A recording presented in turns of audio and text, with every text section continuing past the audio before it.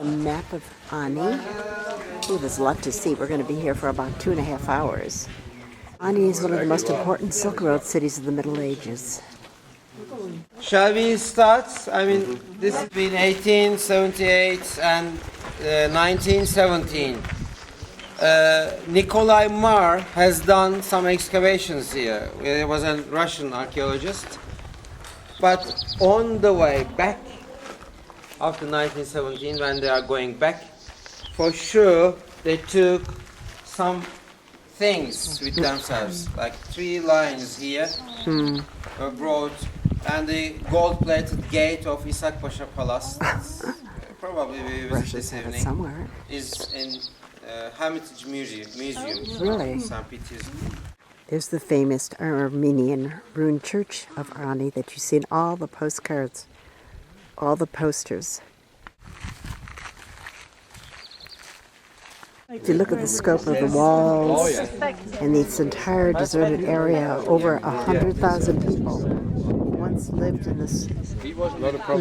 the ruined city of Ani. In other words, it was called the Church of Saint Redeemer, or the Church of Halaskar, or the Church of Kachel, or the Church of... Surp Aminapurkich. I couldn't say that, that's for sure. Surp Aminapurkich.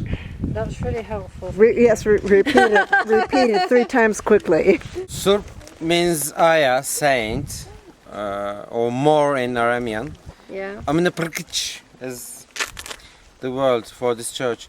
Indeed, this is also known as the Church of Redeemer. From 1035, from 11th century, 10 years before the Byzantium invasion here. The person who built this church is Algarib Pahlavid, the Armenian prince. The writings, it says, Algarib Pahlavid, went to Byzantium, and with a great effort and a great expense, I had a fragment of the Holy Cross, the real cross, the cross, and then built this church. Till last century it was complete. There were some cracks.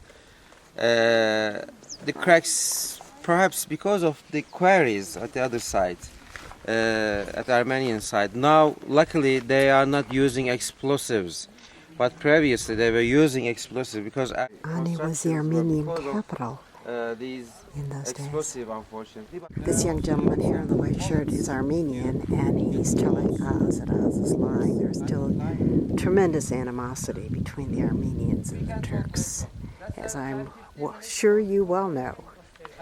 The entire church had been intact, would you believe, until 1957, when they had a tremendous lightning or electrical or some kind of a storm, and totally destroyed. It was struck by lightning. Some really nice detail left on this side. Oz is still having this dispute with the Armenians, and as someone who was in Armenia, Steve and I, and in the Genocide Museum, it's really difficult to have any perspective from their viewpoint.